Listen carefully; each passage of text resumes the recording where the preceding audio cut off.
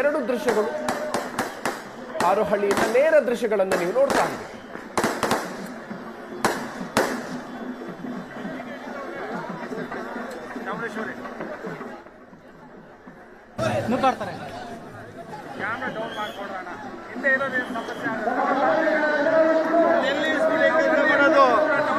ಎಲ್ಲಿ ಇನ್ನೆಲ್ಲಿ ಎಲ್ಸಕ್ಕಾಯ್ತದೆ, ಎಲ್ಲಿ ಇಲ್ಸಕ್ಕಾಯ್ತದೆ, ಎತ್ತರ ಬೇಕಾಯ್ತದೆ ಮೇಲ್ಗಡೆ ಅಷ್ಟೇ.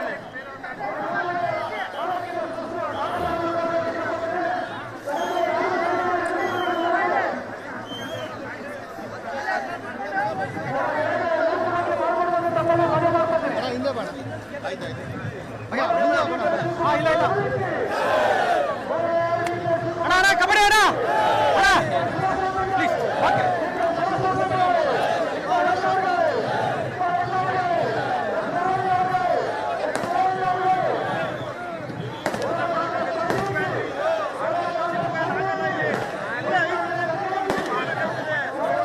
ಇನ್ನೇನು ಡೌನ್ ಔಟ್ ಹೆಂಗ್ ಕೆಲಸ ಮಾಡೋಕ್ಕಾಗುತ್ತೆ, ಏನ್ ಕೆಲಸ ಮಾಡೋಕ್ಕಾಗುತ್ತೆ?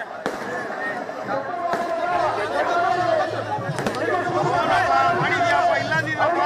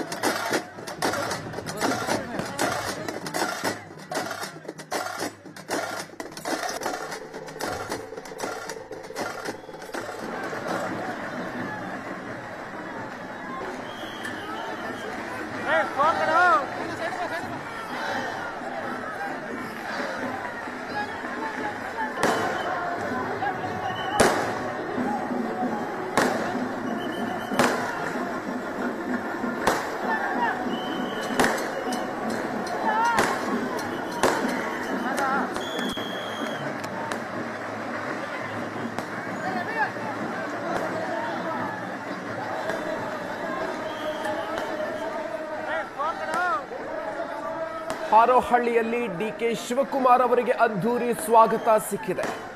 ಈಗ ಡಿಕೆ ಶಿವಕುಮಾರ್ ಅವರು ಅಲ್ಲಿನ ಚಾಮುಂಡೇಶ್ವರಿ ದೇವಸ್ಥಾನಕ್ಕೆ ಈಗ ಭೇಟಿ ಕೊಟ್ಟು ದೇವಿಯ ಆಶೀರ್ವಾದವನ್ನ ಪಡೆಯೋದಕ್ಕೆ ಅಂತ ದೇವಾಲಯಕ್ಕೆ ಭೇಟಿ ಕೊಟ್ಟಿದ್ದಾರೆ. ಮುಖ್ಯಮಂತ್ರಿ ಡಿಕೆ ಶಿವಕುಮಾರ್ ಅವರು ಹಾರೋಹಳ್ಳಿಯಲ್ಲಿ ರೋಡ್ ಶೋವನ್ನ ನಡೆಸಿದ್ರು. ಈಗ ಅವರು ದೇವಸ್ಥಾನಕ್ಕೆ ಹೋಗಿದ್ದಾರೆ. ಸಾವಿರಾರು ಸಂಖ್ಯೆಯಲ್ಲಿ ಡಿಕೆ ಶಿವಕುಮಾರ್ ಅವರನ್ನ ಸ್ವಾಗತ ಮಾಡೋದಕ್ಕೆ ಅಲ್ಲಿ ಜನರು ನೆರೆದಿರೋದನ್ನ ನೋಡ್ತಾ ಇದ್ದೀವಿ. ಪೂರ್ಣ ಕುಂಭದ ಸ್ವಾಗತವನ್ನು ನೀಡಲಾಗಿದೆ. ತಮ್ಮ ಕ್ಷೇತ್ರದ ನಾಯಕ, ರಾಜ್ಯದ ಮುಖ್ಯಮಂತ್ರಿಯಾಗಿ ಮೊಟ್ಟ ಮೊದಲ ಬಾರಿಗೆ ಕ್ಷೇತ್ರಕ್ಕೆ ಆಗಮಿಸಿರೋದು ಅಲ್ಲಿನ ಕಾರ್ಯಕರ್ತರಿಗೆ ಹಾಗೂ ಜನರಿಗೆ, ಡಿಕೆ ಶಿವಕುಮಾರ್ ಅವರ ಅಭಿಮಾನಿಗಳಿಗೆ ಎಲ್ಲರಿಗೂ ಕೂಡ ಸಂಭ್ರಮದ ಕ್ಷಣ. ಸೊ ಹೀಗಾಗಿ ಈ ಒಂದು ಸಂಭ್ರಮದ ಕ್ಷಣದಲ್ಲಿ ಡಿಕೆ ಶಿವಕುಮಾರ್ ಅವರು ಇಡೀ ದಿನ ಇವತ್ತು ಕನಕಪುರ ಕ್ಷೇತ್ರದಲ್ಲಿ ಸಂಚಾರವನ್ನು ಮಾಡ್ತಾ ಇದ್ದಾರೆ. 20 ಊರುಗಳಿಗೆ ಅವರು ಇವತ್ತು ಭೇಟಿ ಕೊಡ್ತಾ ಇದ್ದಾರೆ.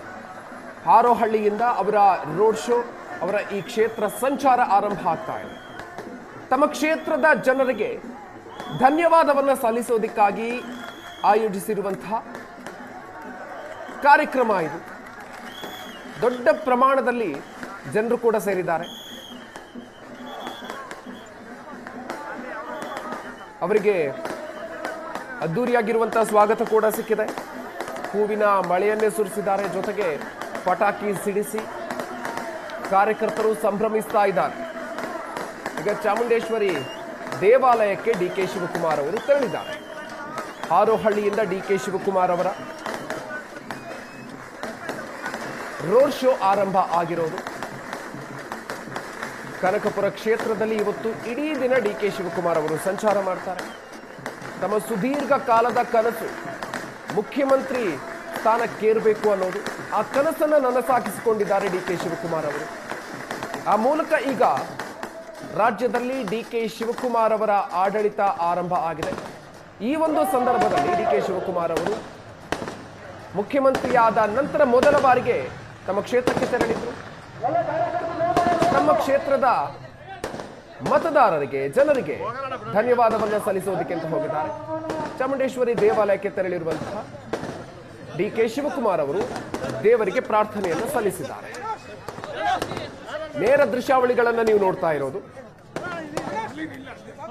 ಹಾರೋಹಳ್ಳಿಯಲ್ಲಿ ಡಿಕೆ ಶಿವಕುಮಾರ್ ಅವರು